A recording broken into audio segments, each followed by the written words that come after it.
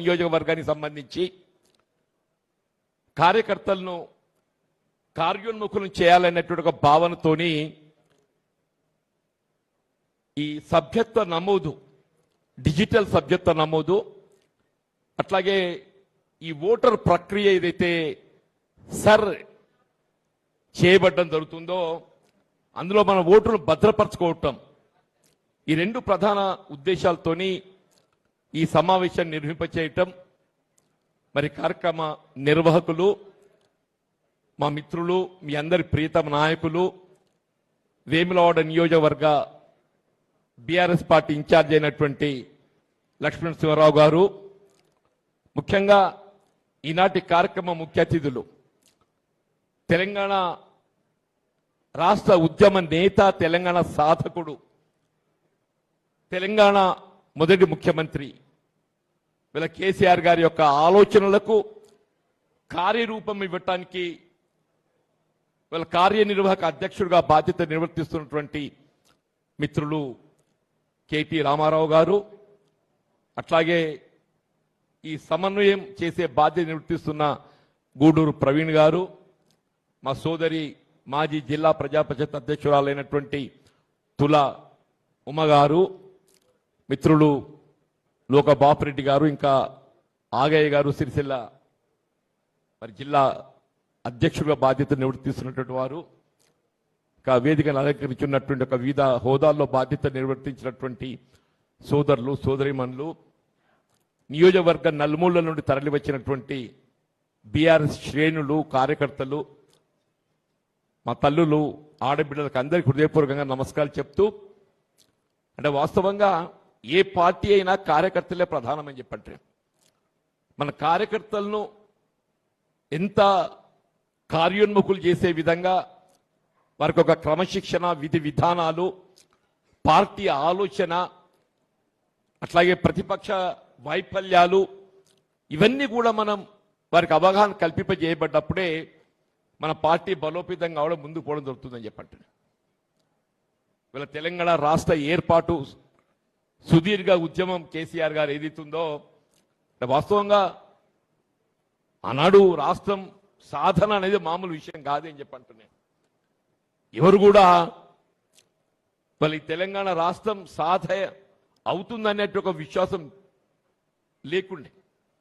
కానీ కేసీఆర్ గారు ఏదైతుందో వారి యొక్క లౌక్యంతో వీళ్ళ దేశంలో ఉన్నటువంటి ఒక రాజకీయ పార్టీలు అన్ని కూడా ఒప్పించి మెప్పించి వీళ్ళ రాష్ట్ర ఏర్పాటుకు ఏదైతుందో మరి మార్గదర్శకుడు అయినటువంటి ఒక ఘనత వీళ్ళ కేసీఆర్ గారికి దక్కుతుందని చెప్పంటాడు. వీళ్ళ కేసీఆర్ గారు ఏదైతుందో వారు తొలి ముఖ్యమంత్రిగా బాధ్యతలు చేపట్టడం, వీళ్ళ ఏ నిధులు, నీళ్లు, నియామకాలు, రాష్ట్ర ఏర్పాటు లక్ష్యమే నిధులు, నీళ్లు, నియామకాలని చెప్పంటున్నాను.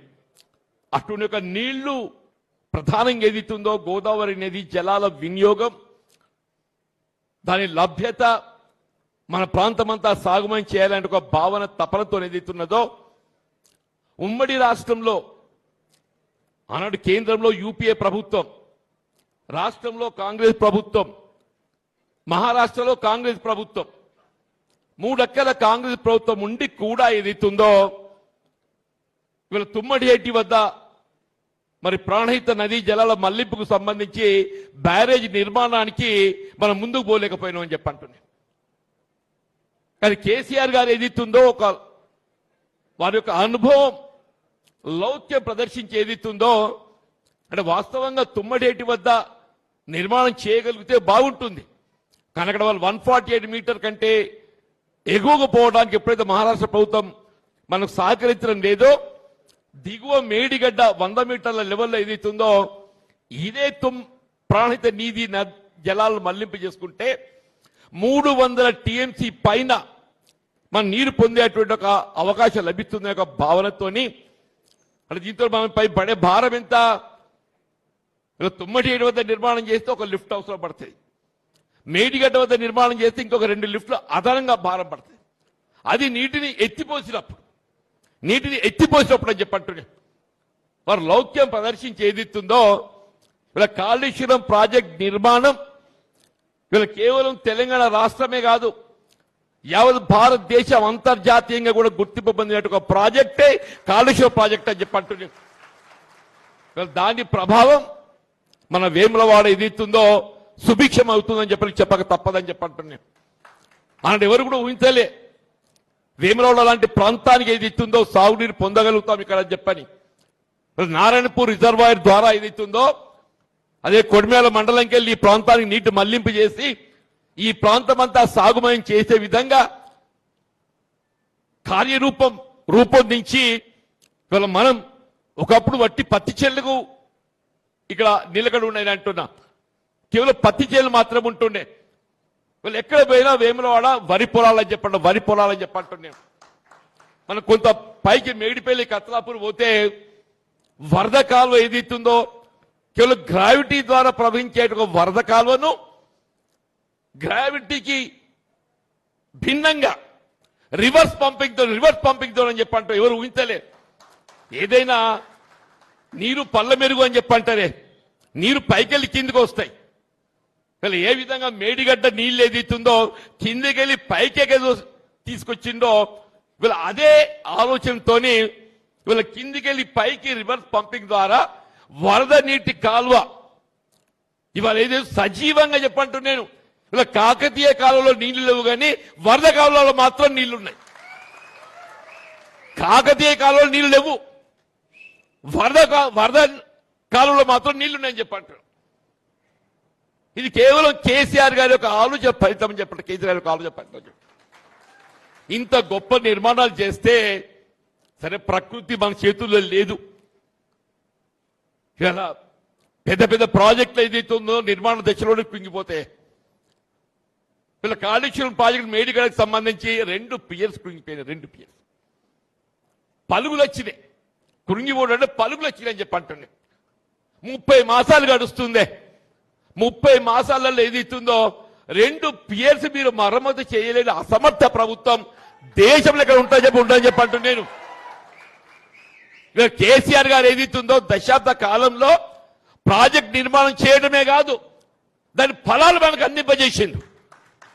ఇవాళ మీకు ఉత్తర తెలంగాణకు పరిమితం కాకుండా రంగారెడ్డి జిల్లా వరకు హైదరాబాద్ నగర త్రాగునీటి సరఫరాతో పాటుగా పారిశ్రామిక అవసరాలు అన్ని కూడా తీర్చే విధంగా ఆలూరు, భువనగిరి, సూర్యాపేట, తుంగతుర్తి అసలు నిజంగా చెప్పంటున్నా నేను కాళేశ్వరం ప్రాజెక్టు నీటి సదుపాయం పొందలేని ప్రాంతం తెలంగాణలో కేవలం వచ్చి అనుకుంటా ఆ మహబూబ్ నగర్ కొంత రంగారెడ్డి ప్రాంతం ఉంటుందని చెప్పి అనుకుంటే తప్ప మిగతా ప్రాంతం అంతటికీ మెదక్ కూడా సింగూరు ప్రాజెక్టు మెదక్ కూడా చెప్పంటున్నాను. అటువంటి ప్రాజెక్ట్ ఏదైతుందో 2 పియర్స్ కాంట్రాక్ట్ లయబిలిటీ ఏదైతుందో వాడు ఎల్ఎన్టీ వాడు కడతా అని చెప్పన్నాడు. కాంట్రాక్ట్ లయబిలిటీ కింద ఏదైతుందో ఆ 2 పియర్స్ నేను మరమ్మ చేస్తా అని చెప్పన్నాడు. ఆ 2 పియర్స్ ఎక్కడ మరమ్మ చేయగలిగినట్టయితే కేసీఆర్ గారి పేరు వస్తుంది. కేసీఆర్ గారిని ఏ విధంగా ఇలా దోషిగా నిలబెట్టాలి ఒక తాపత్రయం ఒక కుట్ర తప్ప వేరేం లేదని చెప్పంటున్నా. నేను ఇవాళ చెప్తున్నా నేను ఈ ఎల్నినో ప్రభావం కరువు అనేది వీళ్ళ నెత్తి మీద తాండవిస్తుంది. కరువు నెత్తి మీద తాండవిస్తుందని చెప్పంటున్నాం. రేవంత్ రెడ్డి కుట్ర ఫలితం ఏదైతుందో యావత్ తెలంగాణ రాష్ట్రం ఇలా కరువులతో తల్లడిల్లబోతుందని చెప్పంటున్నాం. ఈ కరువు ఏది ప్రకృతి ప్రసాదించే కరువు కాదు. ఇది ప్రభుత్వ వైఫల్యం రేవంత్ రెడ్డి కుట్ర ఫలితంగా ఏదైతుందో మన కరువు చూడబోతున్నాం. దీనికి రేవంత్ రెడ్డి బాధ్యత వహించాలని చెప్పని ఈ సందర్భంగా నేను పేర్కొంటున్నాను చెప్పంటున్నాను. ఏదేమైనా కానీ నిన్నేదో ఉత్తమ్ రెడ్డి ఒక మాట అంటుండు, నేను జూన్ 27 చేస్తాను. జూన్ 27 కాదురా నాయన, జూన్ 25 కాదు, నీ కాలంలో కాదు. మళ్ళీ కేసీఆర్ గారు ముఖ్యమంత్రి కావాల్సిందే. వారి చేతుల మీదనే మళ్ళీ కాళేశ్వరం ప్రాజెక్టు పునరుద్ధరణ చేయడం జరుగుతుంది. మన ప్రాంతం అంతా సస్యశ్యామలం అవుతుందని చెప్పి అంటున్నాను. మన ప్రాంతం అంతా సస్యశ్యామలం కావాలనంటే కాళేశ్వరం ప్రాజెక్టు పునరుద్ధరింప చేయబడాలేనంటే బీఆర్ఎస్ పార్టీ అధికారాన్ని రావటం, కేసీఆర్ గారు ముఖ్యమంత్రి కావటం ఇది ఆవశ్యకత. తెలంగాణ ప్రజల యొక్క మన అభిప్రాయం చెప్పండి మనం చూస్తామని చెప్పంటాను. వీళ్ళ సాగునీటి ప్రాజెక్టులే కాదే, పండించిన పంటలు గిట్టుబాటు ధర, ప్రొక్యూర్మెంట్. వీళ్ళ ఎమ్మెల్యే రైతులు సంతోషం ఆయన సరే అప్పుడు ఏదైతుందో ఆచరణ పల్లెకలు ఊరేగించి బీఆర్ఎస్ ఎంత ఇచ్చిందో అంతకంటే రెట్టింపిస్తా, బీఆర్ఎస్ పార్టీ 10,000 ఇస్తే 15,000 ఇస్తా, కళ్యాణ్ లక్ష్మి లక్ష ఇస్తే తులం బంగారం అదనంగిస్తా, పెన్షన్ 2,000 ఇస్తే నేను 4,000 ఇస్తా. ఇలా అలవి గాని వాగ్దానాలు చేసి అధికారానికి వచ్చిండే సంతోషం. వచ్చినాక ఏం చేసిండే? వీళ్ళ 30 మాసాలు గడుతుంది, 30 మాసాలు గడుతుంది. నేను అడుగుతున్న మీ స్థానిక శాసనసభ్యుడు ఏదైతుందో ఆయనకైనా రైతు బిడ్డ అని చెప్పుకుంటాడు కదా, ఆయనకైనా రైతు బిడ్డ అని చెప్పుకుంటాడు కదా. నేను అడుగుతున్నా, వేములవాడ నియోజకవర్గమే కాదు యావత్ తెలంగాణ రాష్ట్రంలో ఎక్కడైనా అదనపు తూకం లేకుంటే ధాన్యం సేకరణ చేసిన ఉదంతం ఉండి చెప్పని చెప్పండి. 40 కిలోలకు 3 కిలోలు అదనంగా 17 మాయిశ్చర్ తూకవలసిన ధాన్యం ఏదైతుందో 9-10, 17 మాయిశ్చర్ తూకవలసిన ధాన్యం ఏదైతుందో 9-10 అదనపు తూకంతో 5 కిలోలు పోతే మాయిశ్చర్ 17, 9, 10 వచ్చారు. ఇదొక 5 కిలోలు పోతుందా? మొత్తం రైతు ప్రతి క్వింటల్ మీద 10 కిలోలు దగా చేయబడ్డాడు. ప్రతి రైతు అని చెప్పంటున్నాను నేను.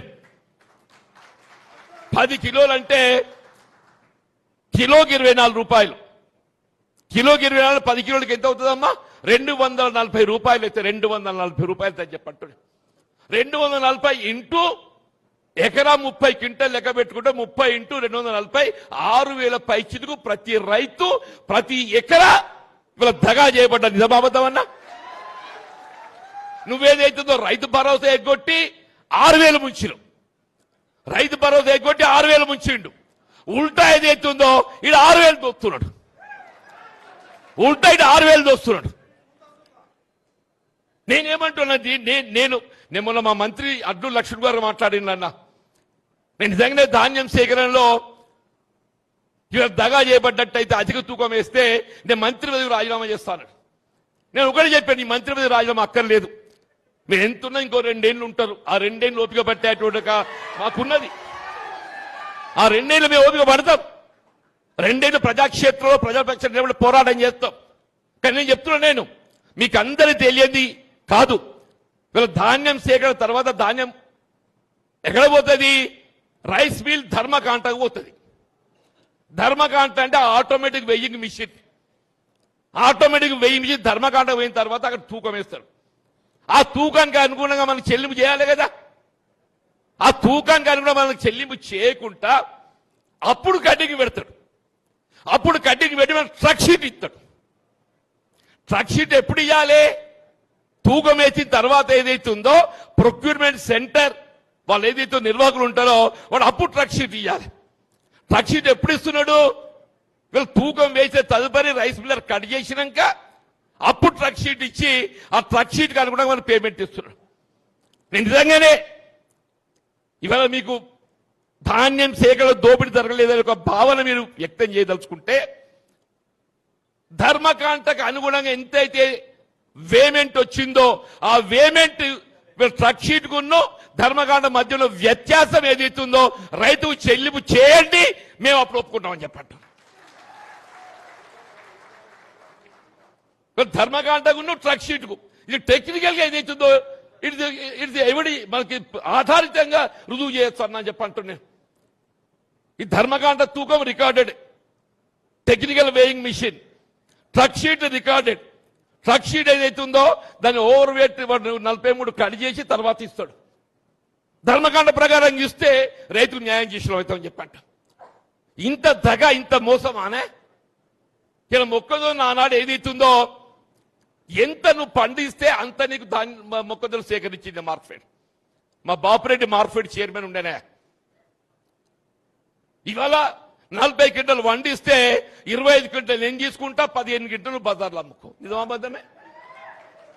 25 క్వింటలు కొంటాడట, 15 క్వింటలు బజార్లో అమ్ముకోవాలి.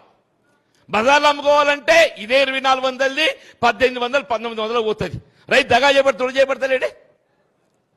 అసలు ప్రభుత్వం అనేది వ్యవసాయకంగా నీకేమైనా ఆలోచన ఉన్నదా? ఇప్పుడు ఏమిరా అంటే నువ్వు దొడ్డర్లు పెట్టద్దు, సన్నబడ్లు పెట్టాలి. పెడతా సన్నబడ్లు, మరి వచ్చే లాస్ ఎవడు కట్టిస్తాడా? దొడ్డట్లు ఏదైతే 30 క్వింటాలు వస్తాయి, సన్నబడ్లు ఏదైతే 20 క్వింటాలు మించి రావు. బెస్ట్ స్కోప్ ఉన్నది దానికని చెప్పి అంటున్నాను నేను. మళ్ళీ ఒక స్పష్టమైన విధానం ఉండాలి కదా. లేకుంటే పప్పు దినుసులు పెట్టద్దు, పప్పు దినుసులు పెట్టాలి, దాన్ని ఒడుగొనాలి, దాన్ని ఎంత వస్తుంది. నేనేమంటున్నా, నువ్వు సన్న రకానికి ఏదైతే 500 బోనస్ ఇస్తా అని చెప్పి అంటున్నావో 20 క్వింటాలకైనా 20 × 500 10,000 రూపాయలు అయితే నేను పప్పు దినుసులు పెడతా, నాకు ప్రతి ఎకరానికి 10,000 బోనస్ ఇయ్యి. ఎట్లుంటది? ఇప్పుడు వాళ్ళే అంటున్నారు కదా సన్న రకానికి 500 బోనస్ ఇస్తా అని చెప్పని. 500 × 20 క్వింటల్ ఎంత అవుతుందన్నా 10,000 అవుతుంది. నేను పప్పు దినుసులు నూనె గింజలు పెడతా, నాకు ఎకరానికి 10,000 బోనస్ ఇయ్యు, నాకు గిట్టుబాటు అవుతుంది. ఆ ఆలోచనే లేదా అంటే ఎక్కడికొచ్చి రైతులు ఏ విధంగా దగా చేయాలి తప్ప ఇంకో ఆలోచన లేదని చెప్పి ఒక రైతే కాదే, నువ్వు ఏ వర్గమైన తీసుకోవా, ఇది ప్రజాపాలన పేరట ఇది ప్రజా వంచల పాలన కొనసాగుతుంది. ప్రజా వంచల పాలన చెప్పంటుండే. మన రేవంత్ రెడ్డి గారు మాట చెప్తుండు వాళ్ళ పరేడ్ గ్రౌండ్ లో, నేను ఆడబిడ్డలందరూ కోటీశ్వరాలు చేస్తా. అబ్బ కొడుక, కోటీశ్వరులు వద్దురా, లక్షాధికారులను చేయి. కోటీశ్వరులు వద్దు, మా ఆడబిడ్డలు చెల్లెలను ఏదైతుందో లక్షాధికారులు చేయవా, చేస్తుండవా? మనకేం చెప్పిండు? 2,500 రూపాయలు ఇస్తాడు, ప్రతి ఆడబిడ్డకు 2,500 ఇస్తా అని చెప్పలేదవ్వా? 2,500 అంటే 12 మాసాలకు ఎంత అవుతుంది? 30,000 అవుతుంది. 5 సంవత్సరాలకు ఎంత అవుతుంది? 5 × 30,000 1,50,000 రూపాయలు అవుతుంది. మా కోటి అద్దు, నువ్వు చెప్పిన 2,500 లెక్క చొప్పులు ఏదైతుందో 5 ఏళ్లకు 1,50,000 లీడ్ అని ఆయన అంటున్నాను. ఇంతకంటే ఏం చెప్పాలి? ఇంతకంటే ఏం చెప్పాలి అంటున్నాను. 4,000 అంటాడు. కేసీఆర్ గారు ఏదైతున్నదో ఉమ్మడి రాష్ట్రంలో 200 రూపాయల పెన్షన్ 2,000 చేసిండు. కేసీఆర్ గారు ఉమ్మడి రాష్ట్రంలో 200 రూపాయల పెన్షన్ 2,000 చేసిండు. నువ్వు 2,000 4,000 చెప్తా అంటున్నావు. ఆ 4,000 కాదురా, అసలు 2,000 అర్హత గల వారికి అందరికీ ఇయ్యు. 4,000 వచ్చే తర్వాత మాట్లాడదాం. మా బీడీ కార్మికులు ఆడబిడ్డలు ఇక్కడ వేమరాళ్ళ సిరిసిల్ల ప్రాంతంలో అత్యధికంగా ఉంటారు. ప్రొవిడెంట్ ఫండ్ కట్ అవుతున్నా కానీ ఏది ఇస్తుందో ఇవాళ ఇంతవరకు ఏది ఇస్తుందో అదనంగా ఒక్కరికి బీడీ పెన్షన్ ఇవ్వలేదు చెప్పంటున్నాయి. మా వృద్ధులు ఇవాళ ఏదైతే ఒంటరి మహిళలు, వీళ్ళ వికలాంగులు, నువ్వు 4,000 పక్కన పడాయి. ఆ 2020 మన 2 జూన్ ఏదైతుందో తెలంగాణ అవతల దినోత్సవం అందరూ సంబరపడ్డాం అన్న. రేవంత్ రెడ్డి ఏదో మాయా చెప్తాడు, ఈ 2 జూన్కి వెళ్ళి కొత్త పెన్షన్ ఇస్తాడు అని చెప్పి అందరూ ఆశపడ్డారు సార్.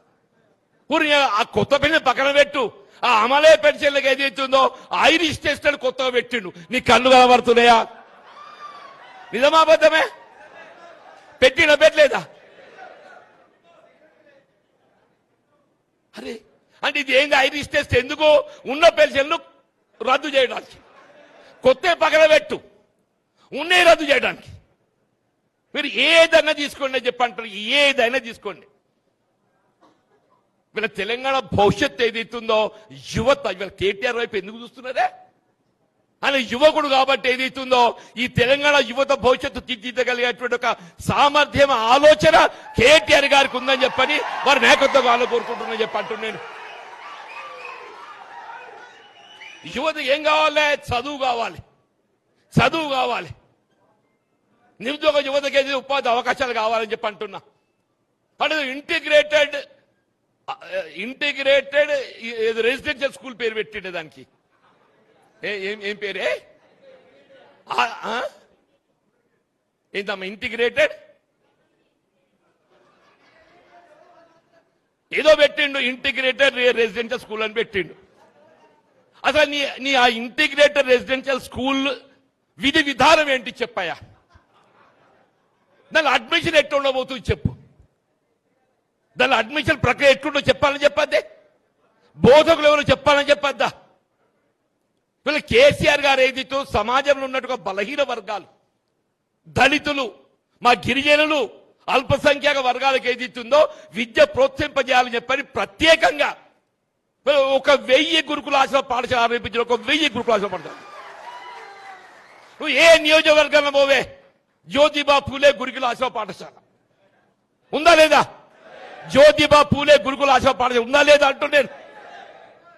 గిరిజన గురుకుల ఆశ్రమ పాఠశాల, SC residential school, minority residential school ప్రతి కాడ పెట్టిండి అని చెప్పంటు నేను. ఇదంతేంది? ఇలా రేవంత్ రెడ్డి కుట్ర ఏంటంటే ఇవన్నీ కనబడితే కేసీఆర్ కనబడతాడు.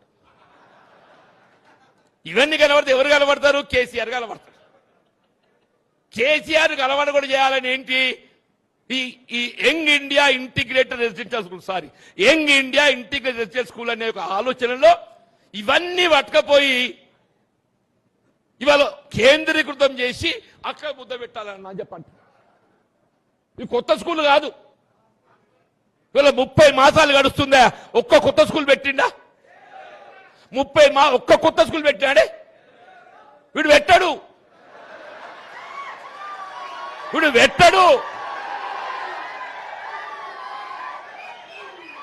వీడు ఉన్న స్కూళ్ళు మాయం చేస్తాడు. వీళ్ళ గత బీఆర్ఎస్ ప్రభుత్వం కేసీఆర్ గారు ఆరంభింపజేసినటువంటి విద్య, ఇలా ప్రాథమిక హక్కు, రాజ్యాంగం కల్పించిన హక్కు, బాబాసాహెబ్ బిఆర్ అంబేద్కర్ గారి యొక్క ఆలోచన విధానానికి అనుగుణంగా ఏదైతుందో కేసీఆర్ గారు మరి విద్య ప్రోత్సహించాలని చెప్పి ఆలోచన చేస్తే ఈ దుర్మార్గుడు ఏదైతున్నదో మరి ఏమన్నా నాకు దోస్తలేదే. నా అటువంటి వాళ్ళు బయటకు వెళ్ళగొడతాడే. నాకు అప్పుడప్పుడు అనిపిస్తుంది, మా లక్ష్మీనరసింహరావు ఏమన్నాడు 25 ఏళ్ళు అనుబంధం అన్నాడా? ఆయనతో 25 ఏళ్ళు, కాంగ్రెస్ తో నాకు 40 సంవత్సరాల అనుబంధం అని చెప్పి అంటున్నా. ఈ 4 దశాబ్దాలు నేను కాంగ్రెస్ పార్టీ పెంచి పోషించిన. 4 దశాబ్దాలు కాంగ్రెస్ పార్టీ బలోపేతం కావడానికి కొరకు ఏదైతుందో నా కృషి, నా చెమట ఉందని చెప్పంటున్నా.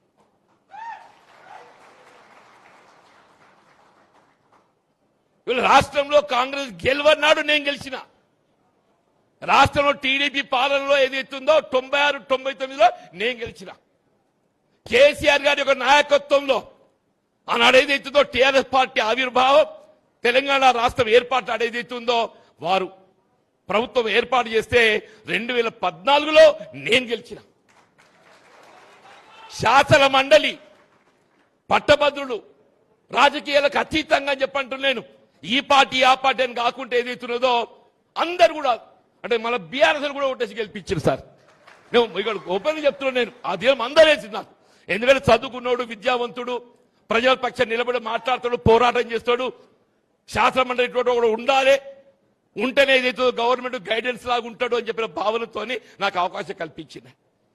మరి ఇంత 4 దశాబ్దాలు నేను పోరాటం చేస్తే నాకు చివరికి దక్కిందేందే? మానసిక క్షోభ అని చెప్పంటూ నేను. అదే పెద్ద మనిషి కేసీఆర్ గారు ఏదైతుందో నాకు ఉన్నటువంటి అనుబంధం అని చెప్పంటూ నేను. మా ఇద్దరు రాజకీయ ప్రవేశం ఒకటే కేసు జరిగింది. ఒకే కేసు జరిగింది మేము 3లో. వారు నాపై ఉండే అభిమానంతో ఏదైతుందో నాకు చేయూతనిచ్చిండు అని చెప్పంటున్నా.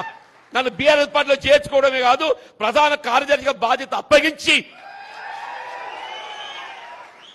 ఇవాళ ఈ తెలంగాణ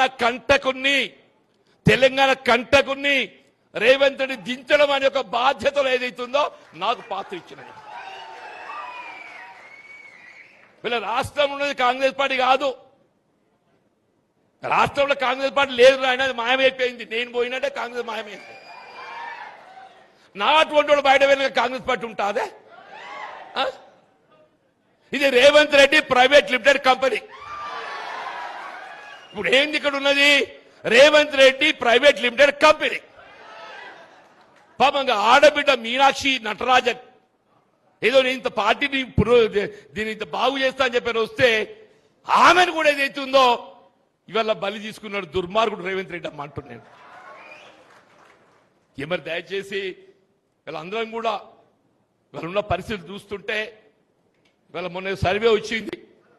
119లో 84, 86 గెలవబోతున్నాం బీఆర్ఎస్ పార్టీ. అందులో మీ సార్ కూడా ఉన్నాడు లక్ష్మీనరసింహరావు గారు.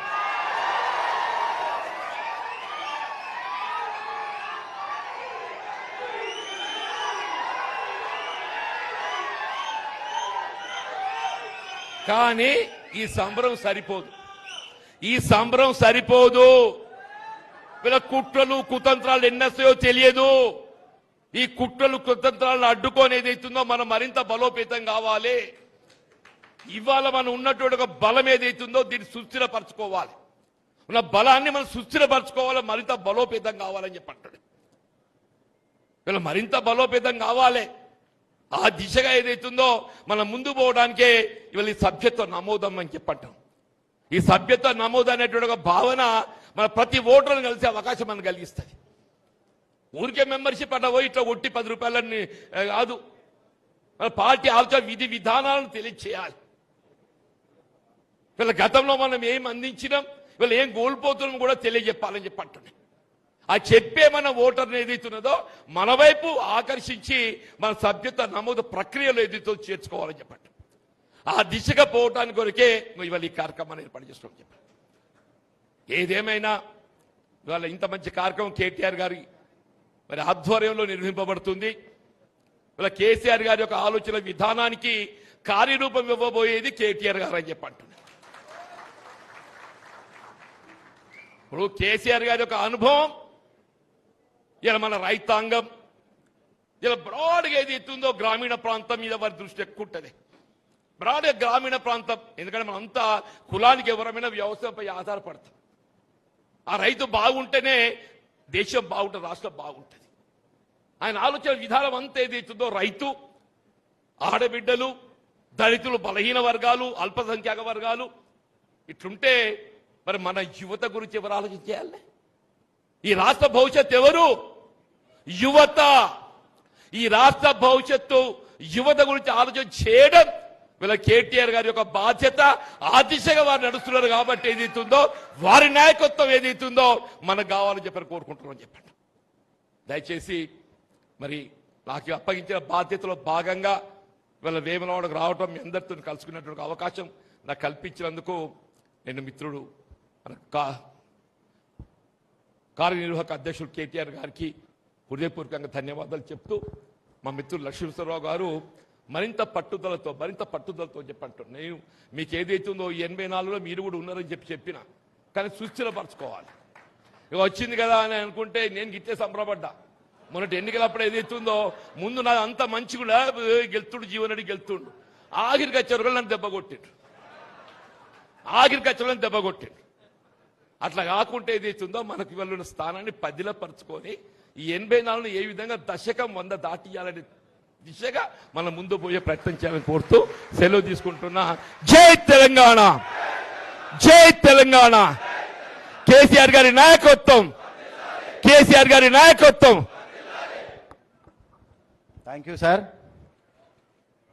ఇంత నిశ్శబ్దంగా ఉన్న వాతావరణాన్ని ఇంత వేడెక్కించి, అంతేకాకుండా తెలంగాణ రాష్ట్ర ఏర్పాటు ఏ విధంగానైతే నీళ్లు, నిధులు, నియామకాల మీద ఏర్పాటు చేయడమే కాకుండా నా తెలంగాణ కోటి రతనాల మాగాణం అని చెప్పి నినదించిన కేసీఆర్ గారు ఏ విధంగా 1 కోటి ఎకరాల మాగాణాన్ని సాధించిండో, మరి అలా మనం కష్టపడి సాధించుకున్న తెలంగాణ ఏవాళ ఈనగాలి నక్కల పాలైనట్టు ఒక నయవంచకుని చేతులకు పోయిందో, ఆ నయవంచకుడు చేసిన మోసాలు ఏవిడో కళ్ళకు కట్టినట్టు తెలియపరుస్తూ, అంతేకాకుండా రైతులకు చేస్తున్న మోతాన్ని అంకెలతో తెలియపరిచినందుకు thank you very much sir.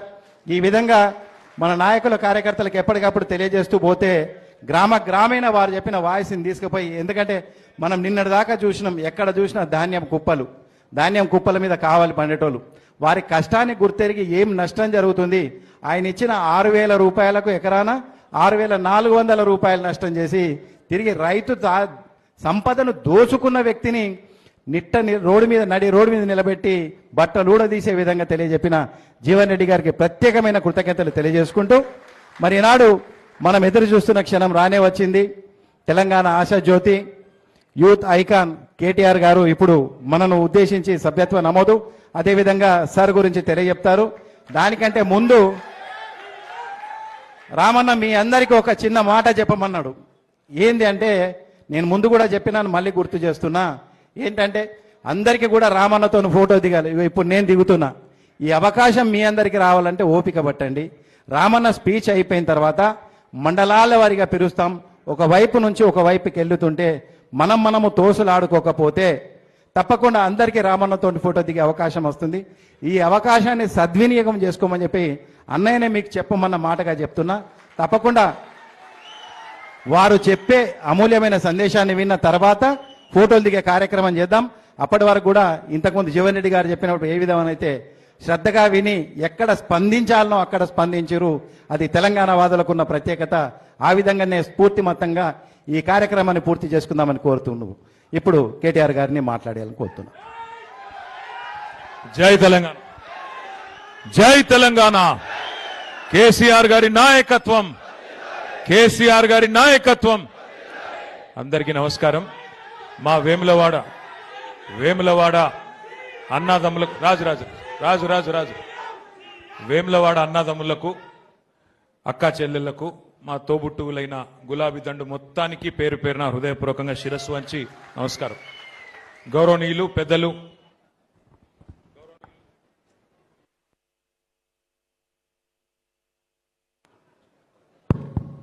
ఇది నోడుతుందా?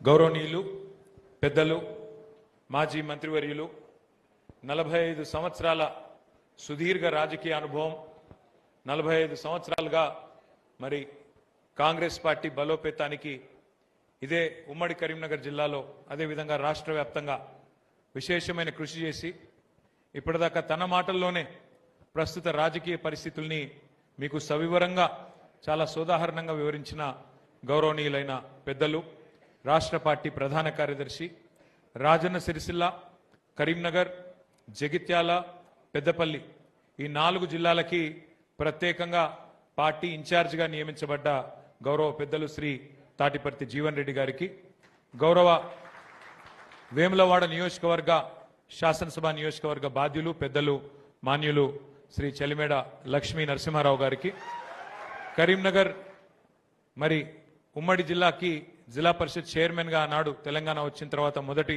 జిల్లా పరిషత్ చైర్మన్ గా పనిచేసిన సోదరి గౌరవనీయులు శ్రీమతి తుల ఉమ్మ గారు, రాష్ట్ర పార్టీ కార్యదర్శి, వేములవాడ నియోజకవర్గంలో సభ్యత్వ నమోదు కార్యక్రమానికి ఇన్ఛార్జిగా విచ్చేసిన సోదరులు శ్రీ గూడూరి ప్రవీణ్ గారు, గౌరవనీయులు జిల్లా పార్టీ అధ్యక్షులు పెద్దలు శ్రీ తోట ఆగయ్య గారు, మార్క్ఫెడ్ మాజీ అధ్యక్షులు సోదరులు శ్రీ లోక బాపురెడ్డి గారు, రాజన్న సిరిసిల్ల జిల్లా పరిషత్ మాజీ అధ్యక్షురాలు సోదరి శ్రీమతి అరుణ రాఘవరెడ్డి గారు, సోదరులు సెస్ ఉపాధ్యక్షులు తిరుపతి గారు, గౌరవనీయులు మన వేములవాడ మున్సిపల్ చైర్పర్సన్ మాజీ చైర్పర్సన్ సోదరి శ్రీమతి రామతీర్థపు మాధవి రాజు గారు, మా సోదరుడు ఏనుగు మనోహర్ రెడ్డి గారు, గౌరవనీయులు అట్లాగే గజానందరావు గారు, ఇంకా నేను చాలా మంది పేర్లు చెప్పలేదు, వివిధ మండలాల పార్టీ అధ్యక్షులు, అట్లాగే సెస్ డైరెక్టర్లు, అట్లాగే మాజీ ఎంపీపీలు, మాజీ జెడ్పీటీసీలు, సింగిల్ విండోల అధ్యక్షులు, గ్రామ శాఖల అధ్యక్షులు,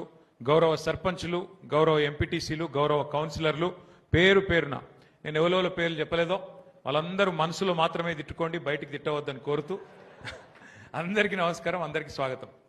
ఇప్పుడే జీవన్ రెడ్డి సాబ్కు నేను చెప్తున్నా, అన్న మీరు నాకేం మిగిలియలేదు, అన్ని మీరే చెప్పినారు అని చెప్పిన. చెప్పాలనుకున్న ముచ్చట్లు అన్ని మీరే చెప్పినట్టు ఒక పని చేయండి, మీరు పార్టీ పరంగా చెప్పండి అన్నారు. అందుకే పార్టీ పరంగా మనం ఏం చేయబోతున్నామో రాబోయే 6 నెలలు అది వివరించే ప్రయత్నం కొంత మీకు నేను చేస్తాను. మీ అందరికీ తెలుసు, సరే ఇవాళ తెలంగాణ రాష్ట్రం ఏర్పడ్డాక ఒడ్డుకెక్కినాక ఎవరు పడితే వారు ఏది పడితే అది మాట్లాడవచ్చు. కానీ 25 ఏళ్ల కిందట ఏప్రిల్ 27, 2001 ఒక 47-48 ఏళ్ళున్న ఒక బక్కపల్సన్ మనిషి, కులబలం లేదు, ధనబలం లేదు, మీడియా పవర్ లేదు, మజిల్ పవర్ లేదు.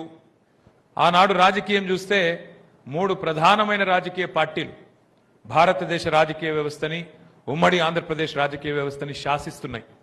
కేంద్రంలో బీజేపీ ఆధ్వర్యంలో ఎన్డీఏ ప్రభుత్వం, ఆంధ్రప్రదేశ్ రాష్ట్రంలో చంద్రబాబు నాయుడు గారి ఆధ్వర్యంలో తెలుగుదేశం ప్రభుత్వం, మరొక వైపు 100 సంవత్సరాల పైన చరిత్ర ఉన్న Congress party, doctor YS Rajasekhara Reddy గారి నాయకత్వంలో కాంగ్రెస్ పార్టీ. ఇది ఆ రోజు పరిస్థితి. ప్రజల్లో నమ్మకం లేదు. అసలు తెలంగాణ అంటేనే వాడుకుంటారు, వదిలేస్తారు రాజకీయ నాయకులు, ఒడ్డుకెక్కినాక మర్చిపోతారు, వాళ్ళ పదవుల కోసం మాత్రమే మాట్లాడతారు తప్ప తెలంగాణ నిజంగా కావాలన్న ఆలోచన రాజకీయ నాయకులకు లేదు అనే ఒక నమ్మకం లేని పరిస్థితి. అట్లాగే అంతకుముందు దెబ్బలు తినున్న పరిస్థితి. 1968 నుంచి 71 వరకు జరిగిన పోరాటం, 370 మంది మరి ఆనాడు ప్రభుత్వ తూటాలకు బలైపోయిన పరిస్థితి. అప్పుడు కూడా తెలంగాణ రాలేదు కదా. 370 మంది చచ్చిపోతే 11 మంది పార్లమెంట్ సభ్యులు గెలిస్తే కూడా తెలంగాణ ప్రజాసమితి బ్యానర్ మీద అప్పుడు కూడా తెలంగాణ రాలే కదా. మరి ఇప్పుడు ఎట్లా వస్తుంది, ఇప్పుడు ఎట్లా సాధ్యమవుతుంది అనే ఒక పరిస్థితి. అదొక సినిమా పాట ఉంటుంది. కేసీఆర్ గారు పార్టీ పెట్టినాడు. పరిస్థితి ఏంటంటే ఒక సినిమా పాట ఉంటుంది. గాలి వానలో వాన నీటిలో పడవ ప్రయాణం, గమ్యమెక్కడో తీరమెక్కడో తెలువదు పాపం. ఇది ఆ రోజు పరిస్థితి. అంటే ఒక చీకట్లో చిరుదీపం వెలిగించినట్టు ఒక చిన్న ప్రయత్నం, కానీ నమ్మకం లేదు ఎవరికి. ఎట్లయితుంది, అవుతుందా? 25 ఏళ్ల కిందటి ముచ్చట నేను చెప్పేది. పేరు చెప్పను కానీ ఒక పెద్ద మనిషి, కరీంనగర్ జిల్లానే, ఆనాడు ఉమ్మడి కరీంనగర్ జిల్లా. ఆయన అప్పుడు తెలుగుదేశం పార్టీలో ఉన్నారు. కేసీఆర్ గారు అప్పుడు డాక్టర్ భాగ్యరెడ్డి గారని కరీంనగర్లో ఉంటుండే. భాగ్యరెడ్డి గారికి చెప్పిండ్రు, నువ్వు ఫలానా పెద్ద మనిషిని తీసుకురా, మన పార్టీలో చేరితే బాగుంటుంది, ఆయన వల్ల లాభం అవుతుంది అని చెప్తే ఆ పెద్ద మనిషి దగ్గరికి భాగ్యరెడ్డి గారు పోయినారు. పోయి మిమ్మల్ని సార్ రమ్మన్నారు, మీరు వస్తే బాగుంటుంది అని పిలిస్తే ఆ పెద్ద మనిషి అన్న మాట ఏంటంటే, కేసీఆర్ గారు మరి పార్టీ నడిపేంత శక్తి ఉందా ఆయనకు, మరి అంత ధైర్యం ఉన్నదా, మరి ఇవాళ రేపు రాజకీయాల్లో 4 పైసలు ఉంటేనే పని అవుతుంది, పైసలు ఉన్నాయా అని అడిగిండు ఆయన పెద్ద మనిషి. నువ్వు ఒక పని చేయి, నువ్వు వచ్చి కలువు కేసీఆర్ గారిని, కలిసినాక నువ్వు నిర్ణయం తీసుకో అని చెప్పాను. ఎందుకు చెప్తా ఉన్నా ఈ మాట అంటే, ఒక విశ్వాసం లేమి, నమ్మకం లేదు.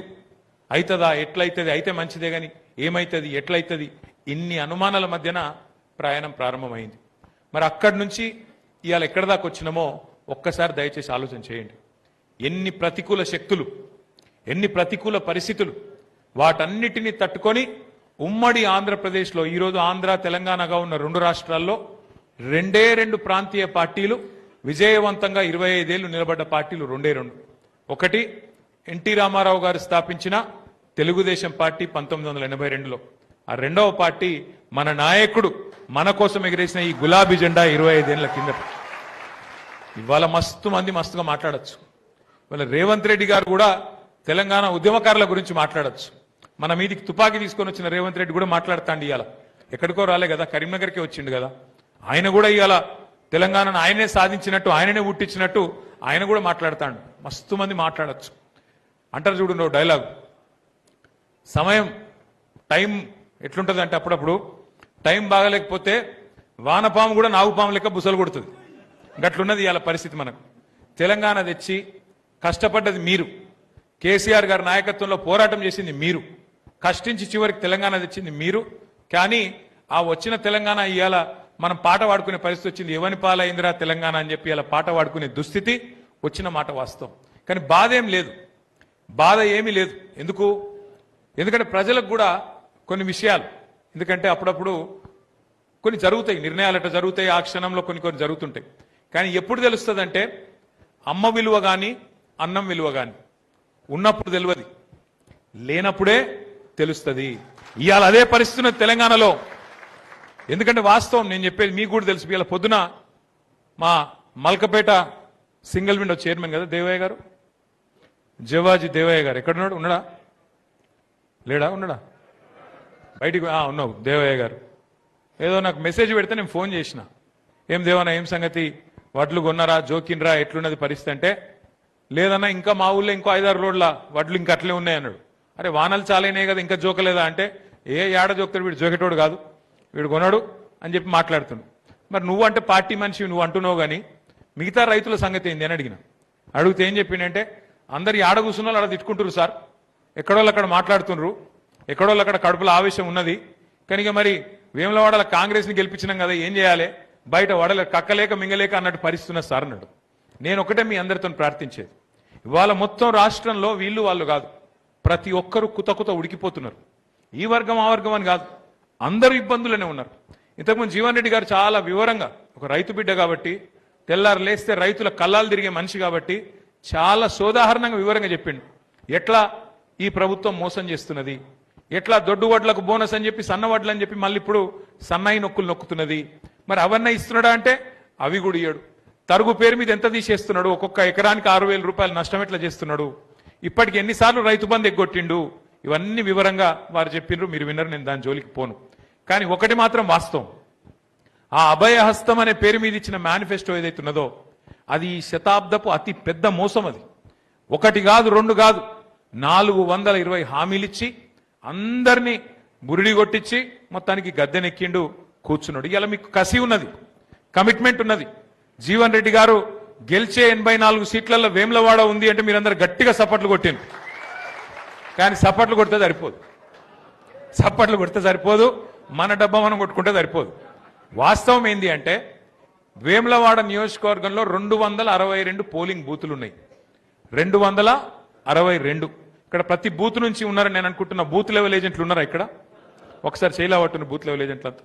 అంటే బూత్కి ఒక్కరి చొప్పున మనము, థ్యాంక్ యూ, బూత్కి ఒక్కరి చొప్పున మనం ఎన్నికల కమిషన్కి ఇచ్చినాం. బూత్కి 2 చొప్పున పార్టీ మెంబర్షిప్ కోసం మనం అపాయింట్మెంట్ చేసుకున్నాం.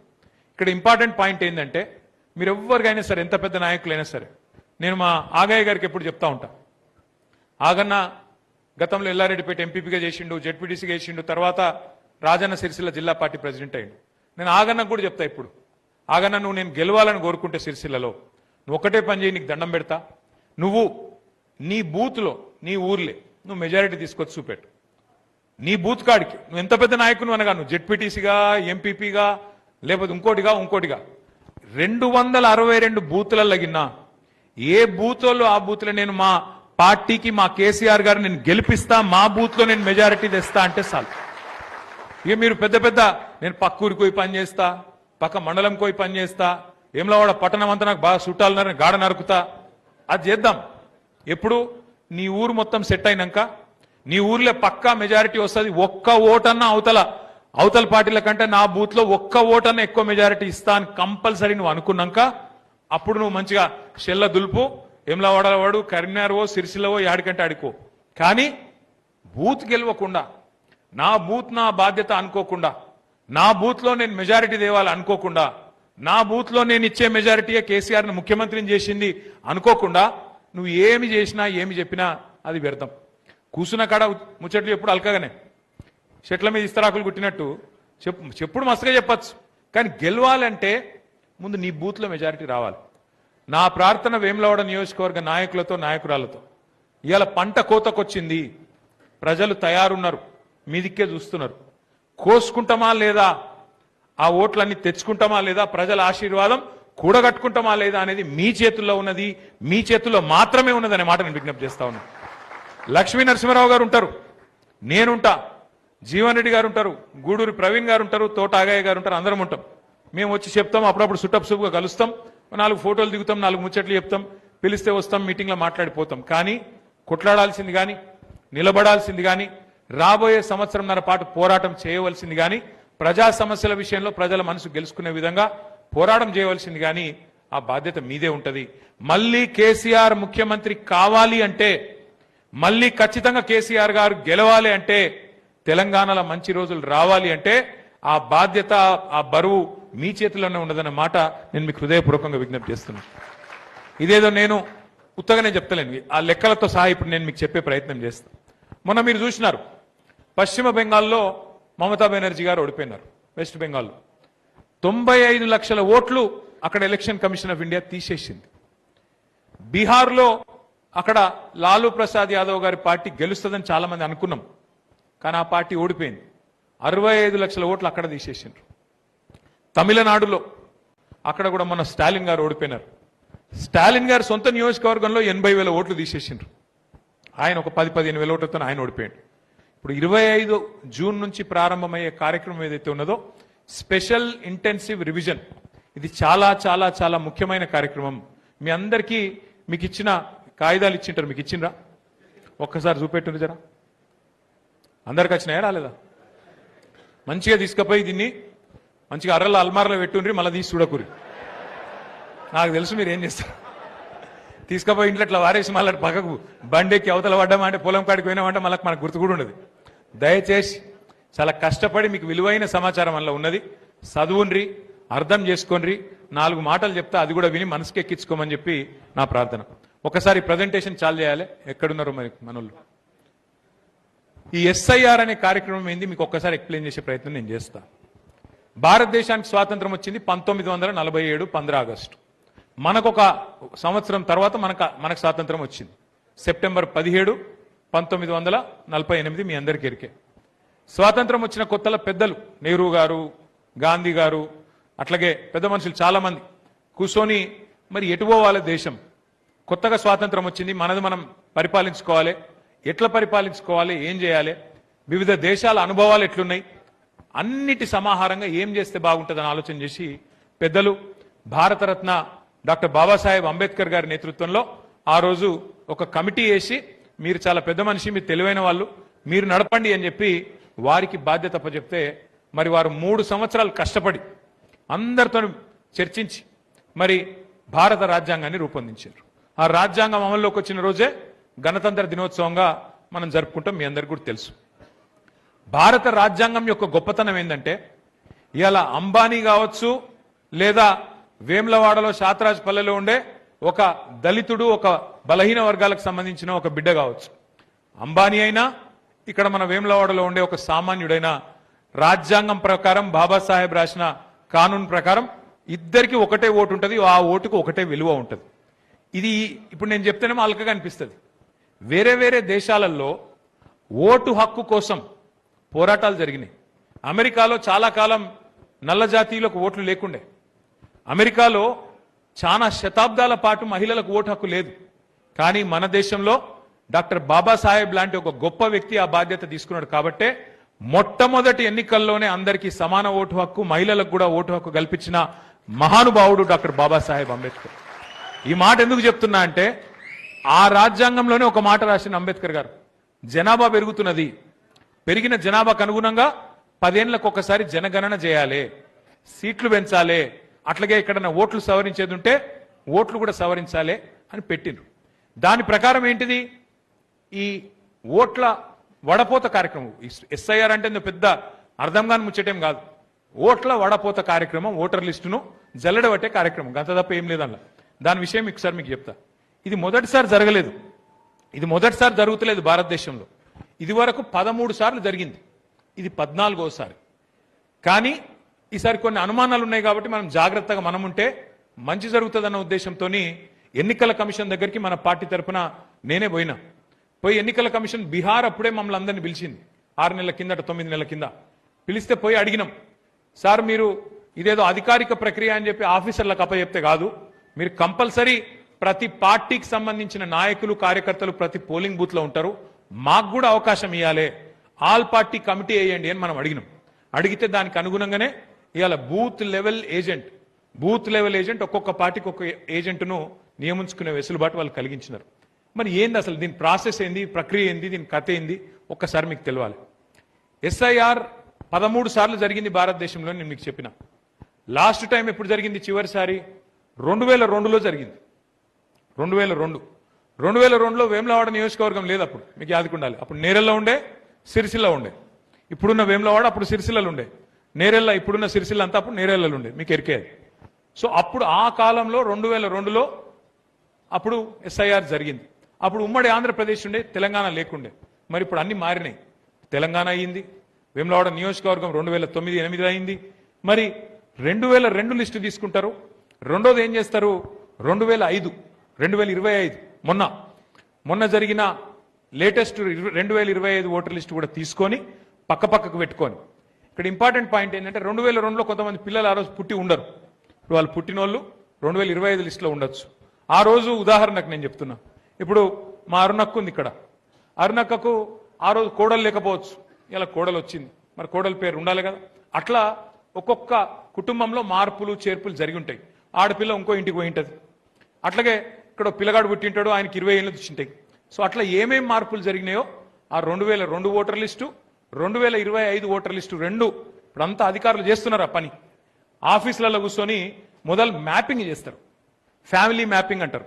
ఉదాహరణకు మరి ఆ కుటుంబంలో ఎవరు ఉన్నారు 2002 లిస్టులా 2025 లిస్టులా వాళ్ళు టిక్ పెట్టేస్తారు. వాళ్ళకు కొత్త పేర్లు ఏమైనా ఉన్నాయనుకో 2025 లిస్టులో, వీళ్ళు ఎవరు, కొడుకా, అల్లుడా, బిడ్డనా అని చెప్పి లింకు పెట్టాలి. దానికోసం ఆ లింక్ కానోళ్ళు కుటుంబం ప్రూఫ్ డాక్యుమెంట్లతో పాటు ఒక ఫారం నింపాల్సి ఉంటుంది. ఎన్యూమరేషన్ ఫారం అంటారు దాన్ని. ఏది కొత్తగా ఎవరైతే 2002లో లేకుండా 2025లో ఉన్నారో వాళ్ళ ఫ్యామిలీ మ్యాపింగ్ కోసం, అంటే ఆ మనిషి, ఆ కుటుంబ పెద్దెవరు, ఆ కుటుంబంలో ఎవరెవరు ఉన్నారు, కొత్త కోడలు వచ్చిందా, కొడుకు వచ్చిందా, ఎవరు వచ్చిండ్రు, వాళ్ళ కోసం ప్రూఫ్తో సహా ఎన్యూమరేషన్ ఫారము మనం నింపాల్సి ఉంటుంది. ఇది ఒక ఇంపార్టెంట్ పాయింట్. ఈ పని నిజానికి అధికారులే చేసుకోవాలి. ఆఫీసులలో కూర్చొని 2 లిస్టులు ముంగట పెట్టుకొని జూన్ 25 లోపలనే వాళ్ళే ఇదంతా చేసుకోవాలి. ఇక్కడ ఇంపార్టెంట్ పాయింట్ ఏంటంటే, నెక్స్ట్ స్లైడ్, మనం ఎక్కడొస్తాం. వాళ్ళ తెలంగాణ రాష్ట్రంలో 3,39,00,000 ఓటర్లు ఉన్నారు. లేటెస్ట్ ఓటర్ లిస్ట్ ప్రకారం 35,985, అంటే దగ్గర దగ్గర 36,000 పోలింగ్ బూత్లు ఉన్నాయి. అందులో మీ వేములవాడలో 262 బూత్లు ఉన్నాయి. మరి ఈ 262 పోలింగ్ బూత్లలో ఏం ప్రక్రియ జరుగుతుంది, ఏం జరుగుతుంది అంటే, మీకు సరిగ్గా ఈ నెల 25వ తారీఖు నుంచి ఇంటింటికి వచ్చి మరి అధికారులు వస్తారు. అధికారులు అంటే ఎవరు? Booth level officer. Booth level officer అంటే ఎవరు? అంగన్వాడీలు ఉంటారు. అదేవిధంగా ఈ మహిళా సంఘాల్లో ఉండే ఆర్పీలు ఉంటారు, కమ్యూనిటీ ఆర్గనైజర్లు ఉంటారు. వాళ్ళే బూత్ లెవెల్ ఆఫీసర్లుగా నియమించబడ్డారు. ఆ బూత్ లెవెల్ అధికారులు ఏం చేస్తారంటే, ఇంటింటికి వస్తారు. వాళ్ళకు ఒక్కొక్కలకు 1000 ఓట్లు. బూత్ అంటే ఎంత? పోలింగ్ బూత్ యావరేజ్గా సగటున 1000 ఓట్లు ఉంటాయి. 1000 ఓట్లు అంటే ఎంత? 350 ఇండ్లు ఉంటాయి. 300 నుంచి 350 ఇండ్లు ఉంటాయి. ఆ 350 ఇండ్లు 30 రోజులల్లా, జూన్ 25 నుంచి జూలై 24 వరకు, నెల రోజులు, అంటే రోజుకు ఒక 10 ఇండ్లు అనుకోండి, తిరగాలి. తిరిగి మొత్తం ఆ ఇంట్లో ఎవరు ఉన్నారు, ఎవరు లేరు, మొత్తం టిక్కులు పెట్టుకోవాలి. ఎవరైనా లేకపోతే తీసేయాలి. ఇక్కడ ఏం చూస్తారు ముఖ్యంగా అంటే, 4 రకాలుగా చూస్తారు. ఒకటి, ఎవరైనా చనిపోయిన వాళ్ళు ఉంటే వాళ్ళ ఓటు తీసేయాలి. చనిపోయిన వాళ్ళు ఉంటే ఓటు తీసేయాలి. ఎవరన్నా కొత్తగా 18 ఏళ్ళు నిండిన వాళ్ళు ఉంటే వాళ్ళ ఓటు రాపియాలి. మూడోది, దబ్బన ఎవరన్నా వేములవాడలో ఎవరన్నా పోయి కరీంనగర్లో స్థిరపడ్డారు. చాలా మందికి మీకు తెలుసు, నేను చెప్పాల్సిన అవసరం లేదు. ఒక ఓటు ఊళ్ళు ఉంటుంది, ఇంకోటి వేములవాడ పట్టణంలో ఉంటుంది, ఇంకోటి కరీంనగర్లో ఉంటుంది, ఇంకోటి హైదరాబాద్లో కూడా ఉంటుంది. కొంతమంది ఇప్పుడు మా చీరలోంచి వెళ్ళినారు. ఇక్కడ మా చీరలంచా ఊరు, అదే కనబడ్డారు కాబట్టి అంటున్నాను, లక్ష్మణ్ ఉన్నాడు. చీరలంచి వాళ్ళు ఇదివరకు సిరిసిల్లలు ఉండే, ఇప్పుడు మడ్మానేరు కట్టినాక ఏమైంది, అంతా ఇటు వచ్చి ఇక్కడ కాలనీ కట్టుకున్నారు. కట్టుకున్నాక ఓటు అక్కడ ఉన్నది ఇక్కడికి రావాలి. ఇప్పుడు ఒకసారి నిజంగా చెప్పాలంటే కొన్ని ఓట్లు అక్కడ ఉన్నాయి, కొన్ని ఇక్కడ ఉన్నాయి, కొన్ని 2 కూడా ఉన్నాయి. అక్కడ సిరిసిల్లలో ఓటు వేయచ్చు, వేములవాడలో ఓటు వేయచ్చు, అట్లా 2 ఓట్లు ఉన్నాయి. చెప్తా మీకు వివరంగా చెప్తా. ఇప్పుడు ఏమైతుంది దీంతోనంటే, ఒక మనిషికి ఒకటే ఓటు మిగులుతుంది. ఇక మీరు డిసైడ్ చేసుకోవాలి, మీరు చీరలంచాలు అక్కడ ఉంటారా, నాయనోరిపల్లిలు ఉంటారా, ఇక్కడ R&R కాలనీలు రాయించుకుంటారా, డిసైడ్ చేసుకోవాలి. ఒకటే ఓటు మిగులుతుంది. అయితే ఇక్కడ ఏంటంటే, మొదలు జూలై 24 దాకా, వచ్చే నెల 24 తారీఖు దాకా ఇంటింటికి BLO BLA ఇద్దరు పోవాలి. మన బూత్ లెవెల్ ఏజెంట్లు ఎవరైతే ఉన్నారో మీరు కూడా ఉండి ఏమేం చేయాలో కూడా నేను చెప్తా. తర్వాత 31 జూలై 24 జూలై మొత్తం ఇల్లు తిరుగుడు అయిపోయాక వారం రోజుల లోపల ముసాయిదా లిస్టు డ్రాఫ్ట్ పబ్లిష్ చేస్తారు. మనకేమైనా అభ్యంతరాలు ఉంటే నెల రోజులు టైం ఉంది. 1 ఆగస్టు నుంచి ఆగస్టు 30 దాకా 30 రోజుల టైం ఉంది. ఇక ఫలానా వాళ్ళ పేరు తప్పు పడ్డది, ఫలానా వాళ్ళ లింగం తప్పు పడ్డది, మగ ఆయనకు లేడీ అని రాసిండ్రు, ఫోటో తప్పు పడ్డది, మార్చండి అని చెప్పేందుకు 30 రోజుల టైం ఉంది. ఆ 30 రోజులలో మనం అబ్జెక్షన్ ఫైల్ చేయాలి. ఇదంతా కూడా మీకు ఇచ్చిన బుక్లలో ఉంది. అందుకే అంటున్నా, మీరు ఇంటికి పోయినాక వాటిని పారేయకొని జర చదువుని.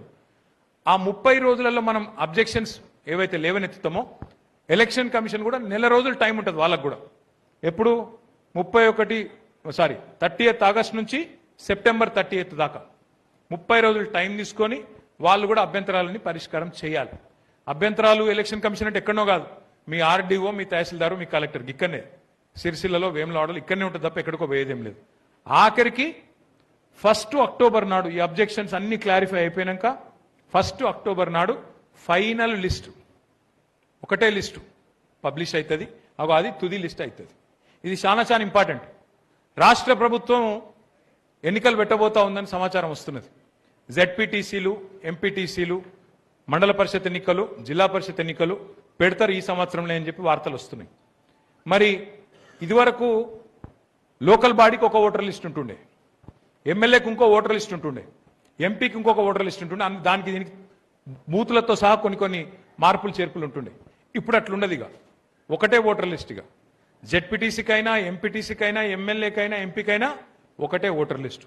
కాబట్టి ఇక్కడ కూర్చున్న నాయకుల్లో ఎవరోళ్ళైతే ఎంపీటీసీలు కావాలనుకుంటున్నారో, ఎవరోళ్ళైతే జెడ్పీటీసీలు కావాలనుకుంటున్నారో వారందరితో నా ప్రార్థన, అందరికంటే ఎక్కువ సీరియస్గా మీరే తీసుకోవాలి ఈ ఎక్సర్సైజ్ అని చెప్పి నా ప్రార్థన. Next slide. మరి మీరు ఏం చేయాలి? ఒక నియోజకవర్గానికి ఎమ్మెల్యే ఎట్లుంటాడో ఇవాళ ఒక బూత్కి బిఎల్ఏ అట్లా. బిఎల్ఏ అంటే ఏం చేయాలి? ఏం చేయాలంటే ఒక నెల రోజులు మీరు దయచేసి రోజుకు మీరు తిరగాల్సింది కేవలం 10 నుంచి 15 ఇండ్లు, అంతకంటే ఎక్కువ కాదు. ఆ బిఎల్ఓ గారితో పాటు మీరు ఇంటింటికి పోవాల్సి ఉంటుంది. పోయి ఏం చేయాలి? అసలు నిజంగా అందరూ ఇంట్లో ఉన్న వాళ్ళందరూ ఉన్నారా లేదా? ఎందుకంటే ఒక వార్త ఏమి వినబడుతుందంటే బీహార్లో, బెంగాల్లో, ఇంకా ఎస్ఐఆర్ జరిగిన మిగతా రాష్ట్రాల్లో మాకు పడయి అనుకున్న ఓట్లు కొన్ని కట్ చేసిండ్రు అనే వార్తలు వస్తున్నాయి. నేను ఉత్తగానే చెప్తలేను ఈ మాట. బెంగాల్లో ఈరోజు ఈ నిమిషానికి 27 లక్షల మంది మాకు ఓటు హక్కు ఉంది కానీ మమ్మల్ని తొలగించిండ్రు అని చెప్పి కోర్టులో ఇంకా నడుస్తున్నది పంచాయతీ. అది కోర్టు నడుస్తూనే ఉన్నది. ఇక్కడ ఎలక్షన్ అయిపోయింది, ఆమె దిగిపోయింది, ఆగమాగం అయితేనే ఉన్నది. అందుకే ఇంపార్టెంట్, ఒక్కొక్క ఓటు మనం జాగ్రత్తగా చూసుకుంటే మనకు ఆ పరిస్థితి తప్పుతుందన్న ఉద్దేశంతోనే మీకు ప్రత్యేకంగా ఈ అవగాహన కార్యక్రమం. ఇంటింటికి పోవడం బిఎల్ఓ గారితో, ఓటర్లందరూ ఎన్యూమరేషన్ ఫామ్ నింపేటట్టు చూసుకోవడం, 18 ఏళ్ళు నిండిన వాళ్ళు ఉంటే వాళ్ళ ఓటు రాయించడం, ఎవరైనా చనిపోతే వాళ్ళ ఓటు తీయించడం, అట్లాగే డూప్లికేట్ ఓట్లు, దాని గురించి నేను మళ్ళీ చెప్తాను. Next slide. ఇప్పుడు మనం ఇక్కడ ముఖ్యమైన మాట మీరు గుర్తుపెట్టుకోవాల్సింది ఏంటంటే, ఇందాక జీవన్ రెడ్డి గారు చెప్పినట్టు రేపు తప్పకుండా వేములవాడ గెలుస్తాం, అలా అనుమానం ఏం లేదు. కానీ ఎస్ఐఆర్లో మీరు ఎంత గట్టిగా ఉంటే, ఎంత సిన్సియర్గా పనిచేస్తే మీ మెజారిటీ అంత పెరిగే ఆస్కారం ఉంటుంది. జాగ్రత్తగా ఉండండి వేములవాడ మా సోదరులు సోదరిమణులు అనేది నా ప్రార్థన. ఎందుకంటే ఇళ్ళనే లంగతనాలు జరుగుతాయి. మనం గవర్నమెంట్లో లేము, ఇక్కడ రాష్ట్రంలో లేము, కేంద్రంలో లేము. అందుకే వాళ్ళు మరి వాళ్ళ అధికారాన్ని అడ్డం పెట్టుకుని మన కింద మీద చేసే ప్రయత్నాలు చేసే అవకాశం ఉంటుంది. కాబట్టి మనం ఎంత సిన్సియర్గా, ఎంత సీరియస్గా గల్లీ ఇల్లు తిరిగితే మనకు అంత లాభమయ్యే ఆస్కారం ఉంటుంది. కాబట్టి చాలా చాలా జాగ్రత్తగా మీరు చూడాలని చెప్పి నా ప్రార్థన. ఇందులో ముఖ్యమైన బాధ్యతలు ఏంటంటే మీకు గవే, ఏమన్నా ఎక్కడన్నా మన వాళ్ళ ఓట్లు తీసే ప్రయత్నం చేస్తే కనిపెట్టుకోవాలి, బిఎల్ఓ గారికి వెంటనే చెప్పాలి. కాదు మేడం ఈ ఓటర్ ఇక్కడనే ఉన్నాడు, మీరు ఎట్లా తీస్తారు, వెంటనే అబ్జెక్షన్ రాయాలి. దానికి ప్రొసీజర్ ఉంది, ఫార్మాట్ ఉంది, అవన్నీ మీకు లక్ష్మీ నరసింహారావు గారు మీకు పంపిస్తారు, ఏం బాధపడేది లేదు. తప్పకుండా అన్మ్యాప్డ్ ఓటర్, అన్మ్యాప్డ్ అంటే 2002లో పేరు లేదు, ఇప్పుడు 2025లో ఉంది, వాళ్ళని కంపల్సరీ ఓటు ఉంచేటట్టు చూసుకోవాలి. మన డిమాండ్లలో ఒకటే, మన ఆలోచనల్లో ఒకటే, అర్హులు ఎవరి ఓటు పోవద్దు, దొంగ ఓట్లు ఉండద్దు. ఎందుకంటే మనం కాంగ్రెస్ లెక్క బీజేపీ లెక్క దొంగ ఓట్లతో గెలవాలని ఆరాటంలో లేము. ప్రజలు నిజాయితీగా వచ్చి ఓట్లు గుద్దితే బ్రహ్మాండమైన మెజారిటీతో మనమే గెలుస్తాం. కానీ వాళ్ళు లంగతనం చేయకుండా చూసుకోవాల్సిన బాధ్యత మన మీదనే ఉన్నది. Next slide. ఇక గుర్తింపు కార్డులు, మరి ఎవరైనా ఓటు లేదు రాయించుకోవాలి. ఏమేమి రకాల గుర్తింపు కార్డులు ఇవ్వచ్చు? ఈ 13 రకాలు ఏదంటే అది ఇవ్వచ్చు. సుప్రీంకోర్టు తీర్పిచ్చింది, ఈ 13 రకాల కాయిదాలు ఏమున్నా ఓటు రాయాలని చెప్పి మీకు ఇచ్చిన లిస్టులో కూడా ఉన్నది, మీకు ఇచ్చిన పుస్తకంలో కూడా ఉన్నది, అవి దయచేసి చూసుకోండి. నెక్స్ట్. ఇక దొంగ ఓట్లని నేను చెప్పిన, డూప్లికేట్ ఓట్లని చెప్పిన, ఇదేదో నేను కల్పించిన మాట కాదు. మొన్న జూబ్లీ హిల్స్ ఎలక్షన్లో ఒక దగ్గర 12-13 వేల ఓట్లు డూప్లికేట్ ఓట్లు ఉండే. మేము చూసినాం, పోయి ఎలక్షన్ కమిషన్ అడిగినాం. కానీ వాళ్ళు ఏమన్నారు, ఎలక్షన్ ప్రాసెసే స్టార్ట్ అయిపోయింది, ఇప్పుడు ఎందుకు ఇస్తురా, మీరు ముందు ఇద్దా, ముందు ఇస్తే బాగుండు కదా అన్నారు. ఇగో బాధ మళ్ళా రేపు వేములవాడలో రావద్దనే ఇగో మీకు ఏం చేస్తామంటే, ప్రతి పోలింగ్ బూత్ మీ దగ్గర ఉండే 262 పోలింగ్ బూత్ల పరిధిలో మీ లక్ష్మీ నరసింహారావు గారికి, మీ జీవన్ రెడ్డి గారికి నేను మొత్తం లిస్ట్ ఇస్తా, మీ వేములవాడలో డూప్లికేట్ ఓట్లు ఎన్ని ఉన్నాయి అది నేను ఇస్తా. అది ఇస్తే మీరు ఏం చేయాలి, అది పట్టుకొని తిరగాలి. ఉదాహరణకు ఈ అమ్మాయి పేరు లావణ్య, భర్త పేరు శ్రీనివాస్, ఇది వాస్తవమైన ఓటు. లావణ్య శ్రీనివాస్ అమ్మాయికి 5 ఓట్లు ఉన్నాయి. 2 ఓట్లు జూబ్లీ హిల్స్లో ఉన్నాయి, ఒకటి ముషిరాబాద్లో, ఒకటి అంబర్పేటలో, ఒకటి హైదరాబాద్లో. ఈ 5 ఓట్లు ఒకటే మనిషికి ఉన్నాయి. మరి వాటిని గుర్తుపట్టాలి. ఇప్పుడు ఆ మనిషి ఎక్కడున్నది, ఎవలాయమే, ఆ ఒక్క దగ్గర ఉండాలి, మిగతా 4 పోవాలి. ఇక్కడ డూప్లికేట్ ఓట్లు కూడా 4 రకాలుగా ఉంటాయి. ఒకటి మీ కాన్స్టిట్యున్సీ పరిధిలోనే ఉండొచ్చు, ఒకటి ఊళ్ళో ఉండొచ్చు, ఇంకోటి వేములవాడ పట్టణంలో ఉండొచ్చు, రెండోది మీ పార్లమెంట్ పరిధిలో ఉండొచ్చు, ఒకటి వేములవాడలో ఉండొచ్చు, ఇంకోటి సిరిసిల్లలో ఉండొచ్చు, లేదా కరీంనగర్లో ఉండొచ్చు, మూడోది మీ రాష్ట్రం లోపలనే ఉండొచ్చు, ఒకటి ఇక్కడ ఉండొచ్చు, ఇంకోటి హైదరాబాద్లో ఉండొచ్చు, నాలుగోది ఒకటి ఇక్కడ ఉండొచ్చు, ఆంధ్రప్రదేశ్లో ఉండొచ్చు, లేదా మహారాష్ట్రలో కూడా ఉండొచ్చు. 4 రకాల డూప్లికేట్ ఓట్లు ఉంటాయి. ఈ లిస్టు మొత్తం నేను జీవన్ రెడ్డి గారికి, అట్లాగే లక్ష్మీ నరసింహారావు గారికి రాబోయే 4-5 రోజుల్లో వారికి నేను అందజేస్తా. వారు ఏం చేస్తారు, బూత్ల వారీగా మీకు ఇచ్చేస్తారు లిస్ట్. వీళ్ళు suspected duplicate sir, not duplicate 100%. మనకు అనుమానం ఉంది డూప్లికేట్ ఓట్లని, అవి మీకు ఇస్తాం.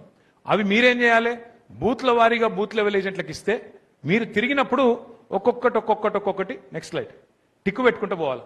మీకు 2 రకాల బుక్లు ఇచ్చినాం. హ్యాండ్ బుక్ ఇప్పుడు మీ చేతిలో ఉంది, ఇంకోటి వర్క్ బుక్.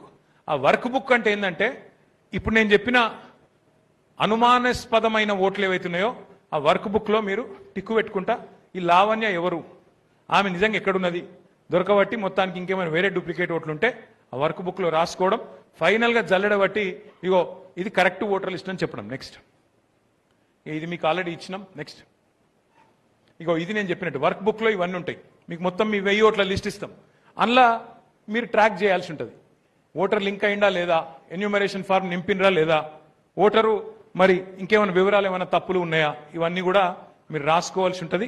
రాసుకొని ఈ ప్రక్రియ కంప్లీట్ చేయాల్సి ఉంటుంది. లాస్ట్ చివరికి ఈ ఎస్ఐఆర్ విషయంలో చెప్పేది ఒకటి, ప్రతి ఓటు విలువైందే. మీకు రేపు వేములవాడ గెలవాలనుకుంటే మీరు నేల విడిచి సాము చేస్తే కాదు, మీ బూత్లో మెజారిటీ, మీ బూత్లో మెజారిటీ ఎప్పుడు వస్తుంది, ఓటర్ లిస్ట్ చక్కగా ఉంటే వస్తుంది. ఆ ఊళ్ళో ఉన్న వాళ్ళు ఓటర్లు అందరూ కరెక్ట్గా ఉంటే, అందులో మనోళ్ళ ఓట్లు ఒక్కటి కూడా పోకుండా మీరు జాగ్రత్త పడితే బరాబర్ వేములవాడలో 262 బూత్లలో ప్రతి బూత్ లో మెజారిటీ వస్తుంది. ఖచ్చితంగా ఇక్కడ గులాబీ జెండా 100% 2025లో ఎగురుతుంది. దయతో మిమ్మల్ని కోరేది ఏంటంటే, దయచేసి మిమ్మల్ని కోరేది ఏంటంటే ఈ ప్రక్రియ సీరియస్గా తీసుకోండి, సీరియస్గా తీసుకోండి, చాలా సీరియస్గా తీసుకోండి, ఆషామాషిగా తీసుకోకండి. రేపటి రోజున కేసీఆర్ గారు ముఖ్యమంత్రి కావాలి, మళ్ళీ గులాబీ జెండా ఎగరాలంటే మాటలు డైలాగులు వీటితో కాదు, కంపల్సరీ కొంత నెల రోజులు మనందరం కూడా ఎక్కడో అక్కడ పనిచేస్తేనే ఈ కార్యక్రమం అవుతుంది. ఇక రెండో మాట, మెంబర్షిప్ కూడా తొందరలో చాలా అవుతా ఉంది. ఆ యాప్ కూడా టెస్టింగ్ అయింది, రెడీగా ఉన్నది. ఇప్పుడే నేను జీవన్ రెడ్డి గారికి చెప్తా ఉన్నా, ప్రతి బూత్కి 2 ఏజెంట్ల చొప్పున మన పార్టీ తరఫున మెంబర్షిప్ కోసం మనం పెట్టుకుంటా ఉన్నాం. ఏంటిది, ఇదివరకు పుస్తకాలు ఇస్తే పుస్తకాలు రాసుకుని వద్దురు మీరు మెంబర్షిప్, అట్లా కాకుండా ఈసారి ఏం చేస్తున్నామంటే ఫోటో, ఇంటికి పోయి ఫోటో తీసుకునే విధంగా ఆ ఫోటోతో పాటు మొత్తం, ఎందుకంటే కార్డు కూడా ఇవ్వబోతా ఉన్నాం, రేపు మంచి కార్డు కూడా రాబోతా ఉన్నది. కాబట్టి మంచి ఫోటో, మొత్తం వివరాలు, బ్లడ్ గ్రూప్తో సహా మొత్తం వివరాలు కూడా తీసుకొని బ్రహ్మాండంగా మొత్తం ఆన్లైన్. ఇప్పుడు ఎట్లా అంటే మీకు తెలుసు, మిగతా ఫోన్లలో అందరు యాప్లు వాడుతూ ఉన్నారు, అట్లాగే ఈ యాప్ కూడా చేస్తా ఉన్నాం. మీరు అందరు వాడే అక్కరేముండదు, ఊరికి 2 బూత్కి 2 ట్రైనింగ్ ఇస్తాం. అది మళ్ళీ సెపరేట్గా పెట్టుకుంటాం.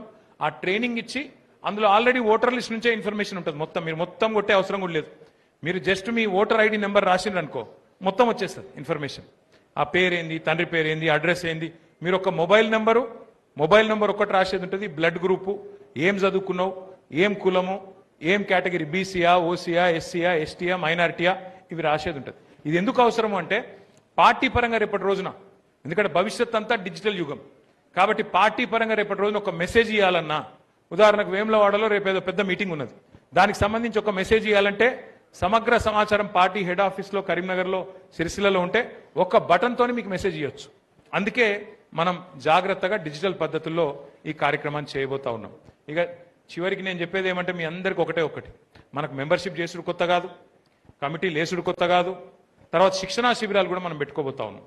శిక్షణా శిబిరాలు కూడా ఈసారి ఏ పద్ధతుల్లో అయితే ఈరోజు ఒక 1000 మందితో ఇక్కడ పెట్టుకున్నామో, అట్లాగే ప్రతి నియోజకవర్గానికి మంచిగా దినమంతా ప్రతి సబ్జెక్టు మీద, వ్యవసాయం, విద్య, ఎట్లా రేవంత్ రెడ్డి గారి ప్రభుత్వం, కాంగ్రెస్ ప్రభుత్వం ఎట్లా రైతులను ముంచింది ఒక సబ్జెక్ట్, 1 గంట సేపు, ఎట్లా యువతను అన్యాయం చేసింది ఆ సబ్జెక్ట్ ఒకటి, అట్లాగే ఎట్లా మహిళల్ని మోసం చేసిండు, ఎట్లా పెద్ద మనుషులను కూడా మోసం చేసిండు, రకరకాల సబ్జెక్టులు ఏవేవైతే ఉన్నాయో మరి వాటన్నిటిని కూడా శిక్షణ కార్యక్రమాల్లో మనం చెప్పుకోబోతా ఉన్నాం. ఇక మీరు చూస్తూనే ఉన్నారు ఏం జరుగుతూ ఉందో, నేను ప్రత్యేకంగా చెప్పాల్సిన అవసరం లేదు.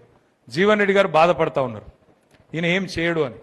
హిట్లర్ నాకు ఆదర్శం అని చెప్పినోడు ఏం చేస్తాడు సార్? హిట్లర్ నాకు ఆదర్శం, హిట్లరే నాకు స్ఫూర్తి.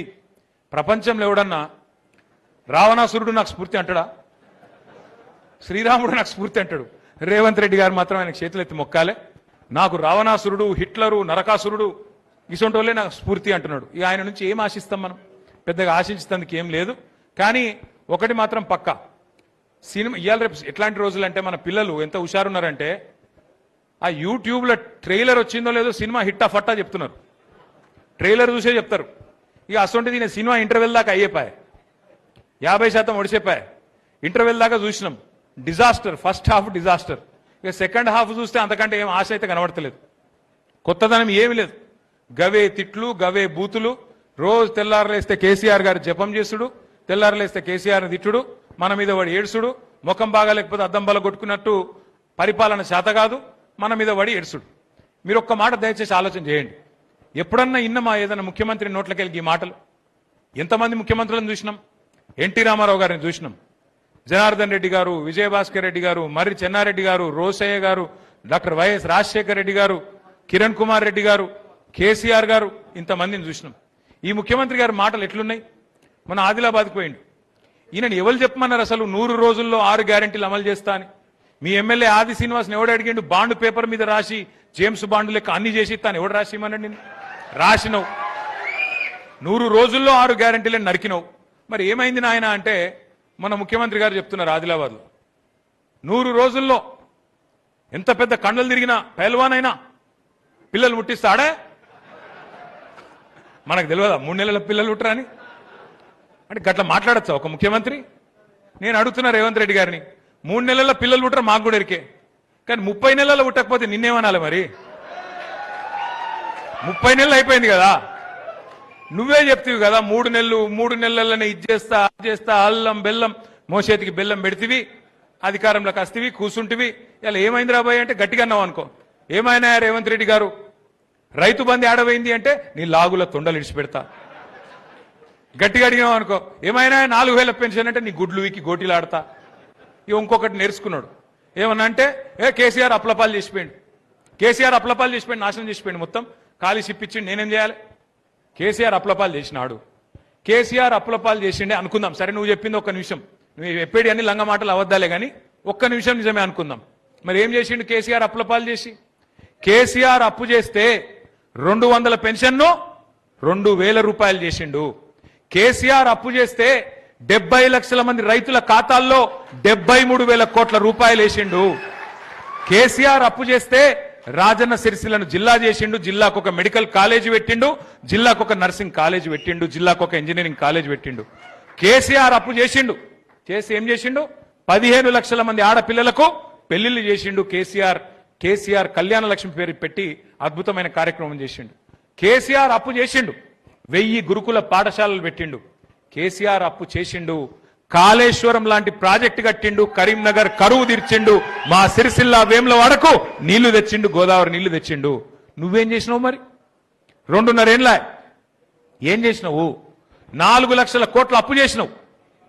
4 లక్షల కోట్ల అప్పు. పోనీ 4 లక్షల కోట్ల అప్పు చేసినావు. నువ్వు చేసిన ఒక మంచి పని చెప్పు. 4000 పెన్షన్ ఇచ్చినవా? మహిళలకు 2500 వాళ్ళకి ఇచ్చినవా? తులం బంగారం ఇచ్చినవా? 5 లక్షల విద్యా భరోసా కార్డు అన్న ఇచ్చినవా? 10వ తరగతి పాస్ అయితే 10,000, 12వ తరగతి పాస్ అయితే 25,000, డిగ్రీ పాస్ అయితే 50,000, పోస్ట్ గ్రాడ్యుయేషన్ అయితే 1,00,000 రూపాయలు ఒకళ్ళకి ఇచ్చినవా? మరి ఏం చేసినావు? రైతు బంధు బంద్ అయింది. రైతు బంధు బంద్ అయింది. రాహుల్ బంధు మాత్రం జోరుగా నడుస్తుంది. ఈయన రెగ్యులర్ సీఎం కాదు, రెన్యువల్ సీఎం. నెల నెల రెన్యువల్ కావాలంటే ఆడ పైసలు పెట్టాలి, లేకపోతే నడవదు. నేను షబ్బీర్ అలీ సాబ్ చెప్పిండు పాపం. షబ్బీర్ అలీ సాబ్ నిన్న నిజాయితీగా చెప్పిండు. ఏమన్నాడు? పైసలు తీసుకొని కాంగ్రెస్ లో ఆయన అన్ని అమ్ముకుంటారు అని చెప్పిండు. వాస్తవం. ఆ రోజు కోమటిరెడ్డి వెంకటరెడ్డి గారు చెప్పిండు 50 కోట్లకు పీసీసీ అధ్యక్ష పదవి అమ్ముకున్నారని. మరి ఇప్పుడు ముఖ్యమంత్రి పదవి కూడా అమ్ముకున్నారు కాబట్టి రాహుల్ గాంధీ కూడా ఏమి చేయలేని అశక్తతలో ఉన్నాడు. మీనాక్షి నటరాజన్ గారు సిన్సియర్ లీడర్. ఆమె పాపం, ఆమెకి ఇక్కడ ఇన్ఛార్జ్ ఉంటే రేవంత్ రెడ్డితో ఏదో మొత్తానికి ఏదో పంచాయతీ పడ్డది. నువ్వు ఇట్లా గరీబోల ఇండ్లు గులగొట్టకని చెప్పిందట ఆమె. గరీబోల ఇండ్లు గులగొట్టక మంచి పద్ధతి కాదు. మూసీ పేరు మీద, హైడ్రా పేరు మీద నాశనం చేస్తున్నావు, పార్టీకి చెడ్డ పేరు వస్తున్నది, నువ్వు చెయ్యకు అని చెప్పిందట. పగబట్టిండు. పగబట్టి ఏం చేసిండు? మోక కోసం చూసిండు. ఆయనతో బీజేపీలకు ఉప్పందించిండు. ఆమె నామినేషన్ కూడా ఎగరగొట్టిండు. ఆమె మీద దొంగ కేసు పెట్టి ఆ కేసు ఆయనతో వాళ్ళకు ఉప్పందించి ఆమె నామినేషన్ ఎగిరిపోయేటట్టు చేసిండు. గిసొంటోడు సొంత పార్టీలకే న్యాయం చేయనోడు రాష్ట్రానికి న్యాయం చేస్తాడా? అందుకే నేను కోరేది మిమ్మల్ని అందరిని ఒకటి, మీ ఎమ్మెల్యే గురించి ఎక్కువ మాట్లాడి, ఇంకో వాళ్ళ గురించి ఎక్కువ మాట్లాడి నోరు ఖరాబ్ చేసుకునే అవసరం లేదు. మళ్ళీ కేసీఆర్ గారు రావాలి అంటే బూత్ల వారీగా 262 పోలింగ్ బూత్లుంటే ఏ బూత్ లో ఆ బూత్ అధ్యక్షుడు, ఆ బూత్ కార్యవర్గమే మీరే కథానాయకులు కావాలి. మీరే ఒక కేసీఆర్ కావాలి. నేను ఎట్లా ఎగరది గులాబీ జెండా నా బూత్ లో, నా నియోజకవర్గంలో, నా మండలంలో, నా గ్రామంలో మీరు గట్టిగా అనుకుంటే తిరుగులేని పరిస్థితిలో మనం గెలుస్తాం. ఉంటాయి, అందరం మనుషులమే, అందరం కూడా అప్పుడప్పుడు తప్పు ఒప్పు చేస్తాం. ఇప్పుడే జీవన్ రెడ్డి గారు ఒక మంచి మాట చెప్పిండ్రు, మనం గెలుస్తామని చెప్పి ఇంట్లో అనుకుంటే నడవది, కరెక్ట్ గా పనిచేయాలని. నేను పెద్ద లక్ష్మీనరసింహరావు గారిని కూడా నేను ఇదివరకే కోరినా, మళ్ళీ కోరుతా ఉన్నాను. నేను కూడా ఒక పని చేస్తా. వేమ్లవాడలోని ప్రతి మండలం నేను పర్సనల్ గా వస్తా, ఒక 100-150 మందితో నేను ప్రత్యేకంగా కూర్చుంటా. మీరు దయచేసి ఏమన్నా చిన్న చిన్న లోపాలు ఉంటే, సవరించుకునేటివి ఉంటే నాకు చెప్పండి. లక్ష్మీనరసింహరావు గారితో నా ప్రార్థన, 25 తర్వాత తప్పకుండా 100/100% నేను కూడా ప్రతి మండలానికి వస్తాను. మేడిపల్లి, కతలాపూరు, మీ వేములవాడ, కోనరావుపేట, మీ రుద్రంగి, అన్నిటికీ చందుర్తి, అన్ని మండలాలకు నేను కూడా వస్తా. జీవన్ రెడ్డి గారు కూడా వస్తారు. మీతో కూర్చుంటాం. కూర్చొని సాధక బాధకాలు, ఇట్లా మైకులలో ఉపన్యాసాలు చెప్పేది ఏం లేదు. సాధక బాధకాలు ఏం చేయాలి, ఏం సమస్యలు ఉన్నాయి స్థానికంగా, వాటి విషయంలో కాంగ్రెస్ ఎంత నిర్లక్ష్యం చేస్తున్నది, ఎట్లా మనం పోరాడాలి, ఏం చేద్దాం. ఎందుకంటే ఇక మనం అన్ని రాష్ట్ర స్థాయి సమస్యలే తీసుకుంటాం, లోకల్ సమస్యలు పట్టించుకోమంటే నడవదు. ఏ ఊర్లో ఆ ఊరు సమస్య ఉంటుంది, ఆ ఊరు సమస్య, ఆ ఊరు పరిస్థితిని జాగ్రత్తగా తీసుకోవాల్సి ఉంటుంది. ఆ రకంగా ముందుకు పోదాం. ఒక ముఖ్యమైన మాట లక్ష్మీనరసింహరావు గారితో కూడా నా ప్రార్థన ఏంటంటే, సోషల్ మీడియాలో కొద్దిగా మీ వేములవాడలు వీక్ ఉన్నారు. మీరు ఏమనుకోవద్దు ఈ విషయం నేను అంటున్నాను. మీకు కూడా అకౌంట్ చక్కగా లేదు, మీ లచ్చనకు కూడా చక్కగా అకౌంట్ లేదు. ఆయన మా మామయ్యతోడు వరుసకు కాబట్టి నాకు నడుస్తుంది, నేను ఏదో పడితే అది అనొచ్చు, అల్లుడు కాబట్టి అధికారం ఉంటుంది. నేను వారిని కూడా కోరేది ఏంటంటే, దయచేసి సోషల్ మీడియాలో మనం పెంచాలి. ఎందుకంటే ఇప్పుడు జీవన్ రెడ్డి గారు ఒక మాట అన్నారు, యూత్ కనెక్ట్ కావాలి. ఇవాళ రేపు యూత్ పేపర్లు చదువుతలేరు, టీవీలో వార్తలు చూసే ఓపిక లేదు. ఏం చెప్తాను, ఇట్లా ఫోన్ పట్టుకొని ఇట్లా ఇట్లా ఇట్లా ఇట్లా, అంతేనా? మరి అందులో మనం లేమనుకో, మనం కూడా గిట్లే అయిపోతాం. కాబట్టి నా ప్రార్థన, దయచేసి ఇక్కడికి వచ్చిన సోదరులందరితో కూడా నా రిక్వెస్ట్, ఎవడు పోలీసుడు ఏం బీకలేడు మిమ్మల్ని, అది కూడా చెప్తున్నాను నేను. వాళ్ళకు కూడా ఎరికే 2 ఏళ్ల తర్వాత మళ్ళా గులాబీ జెండా ఎగురుతుంది, మళ్ళా ఖచ్చితంగా కేసీఆర్ ప్రభుత్వం వస్తుంది. వాళ్ళకు కూడా తెలుసు. సగం మందికి సమజ్ అయింది, సగం మందికి గాలే. ఆ సగం మంది సమజైన వాళ్ళు మిగతా వాళ్ళకి చెప్పుకుంటారు, ఆలదాలు చెప్పుకుంటారు. మనం భయపడే అవసరం లేదు. పోస్టు పెడితే భయం, పోస్టు పెడితే వాడేమంటాడో వీడేమంటాడో ఎవడేమనేది లేదు. బరాబర్ బాజాప్తా తెలంగాణకుండే ప్రజాస్వామిక లక్షణమే అది. ఎంత పెద్ద అవతలోడు, ఎంత పెద్దోడైనా గల్లాబట్టి నిలదీసిన గడ్డ ఇది. ఒకనాడు నిజాం సర్కార్నే బండెనుక బండి గట్టి 16 బండ్లు గట్టి అని చెప్పి తరిమిన ఘనత ఉన్న నేల మనది. హిట్లర్లను, బట్లర్లను అందరినీ ఉరికిచ్చి కొట్టే దమ్మున్న నేల మనది. అందుకే దయచేసి మిమ్మల్ని కోరేది, భయపడవద్దు, బాధపడవద్దు. దబ్బన మీ మీద ఏమైనా కేసు అయితే, ఎవడో ఒకటి కేసు పెట్టిండే అనుకో, నేనున్నా, లక్ష్మీనరసింహరావు గారు ఉన్నారు, జీవన్ రెడ్డి గారు ఉన్నారు, మేము వస్తాం, ఇడిపించుకొని మేమే తీసుకొస్తాం. మీకు బాధపడే అవసరం లేదు, ఒక్కరు కూడా భయపడే అవసరం లేదు. నేను కూడా పక్కకే ఉన్న, ఎక్కువ దూరం కూడా ఏం లేను. అందుకే మీ అందరితో రిక్వెస్ట్, మీ అందరినీ కోరేది, సోషల్ మీడియాలో ఖచ్చితంగా మన పర్ఫార్మెన్స్ ఇంకా పెరగాలి, ప్రతి ఒక్కరు అకౌంట్ తెరవాలి. దానికి సంబంధించి కూడా ఒక ప్రత్యేక కార్యక్రమం పెడతాం. वैसे ही हमारे जो भाई हैं यहाँ पे उर्दू में बोलने के लिए बोले, हमारे वेमलवाड़ा में, उनसे भी मेरी गुजारिश है, हमारे भाइयों से गुजारिश है, आप सतत रहिए, आप सब लोग होशियार रहिए, क्योंकि आज बीजेपी और कांग्रेस का ये उनका एक एजेंडा है कि जिनके वोट उनको नहीं मिलना है, नहीं मिलने का उनको डाउट है, उनका वोट हटाने का चक्कर, उनका वोट हटाने की साजिश वो लोग कर रहे हैं. इसलिए SIR की जो प्रोग्राम है, इसको बहुत होशियारी से हमें संभालना है. 25 जून से प्रोग्राम शुरू हो रही है और 24 जुलाई तक होगा. तो इसमें हम सभी लोग मिलके पार्टी की तरफ से सतत रह के, एकजुट रह के हमें आगे बढ़ना है. మీ అందరినీ మళ్ళొక్కసారి నేను చివరికి ముగించే ముందు కోరేది ఒకటే, ఆకలి అవుతుంది మీకు, నాకు కనబడుతుంది. ముగించే ముందు కోరేది ఒకటే, ఫోటోలు కూడా దిగుదాం, ఒక్కొక్కటి దిగుదాం, తొందర ఏం లేదు. నేను ఎక్కడ పోతలేను, పోతే గిడికే సిరిసిల పోవాలి, ఇటుకు దూరం ఏం లేదు. కానీ ఒక పద్ధతి ప్రకారం దిగుదాం. లాస్ట్కు మళ్ళొక్కసారి చెప్తున్నాను నేను, మీరు వేములవాడ గెలవాలన్న జిద్దు మీకుంటే, కేసీఆర్ సీఎం కావాలన్న జిద్దు మీకుంటే, మీరు చేయాల్సిందల్లా ఒకటే, ఏం చేయాలి? మీ బూత్ లో మెజారిటీ తేవాలి. మీ బూత్ కాడికి గులాబీ జెండా ఎట్లా గెలువది చూడాలి, మీ బూత్ లో మెజారిటీ తేవాలి. ఇక తర్వాత దేశము, రాష్ట్రము, ఆయన ఏం చెప్తాడు, ఈయన ఏం చెప్తాడు, మోడీ ఏంది, ఇదేంది, అదేంది, అవన్నీ అటెన్కా. ముందు నీ బూత్ లో మెజారిటీ తీసుకొస్తే నువ్వే దార్కారివి, నువ్వే లీడరు, అంతేనా? జై తెలంగాణ. కేసీఆర్ గారి నాయకత్వం, కేసీఆర్ గారి నాయకత్వం. Thank you. ఇప్పుడు మండలాల వారీగా పిలుస్తారు.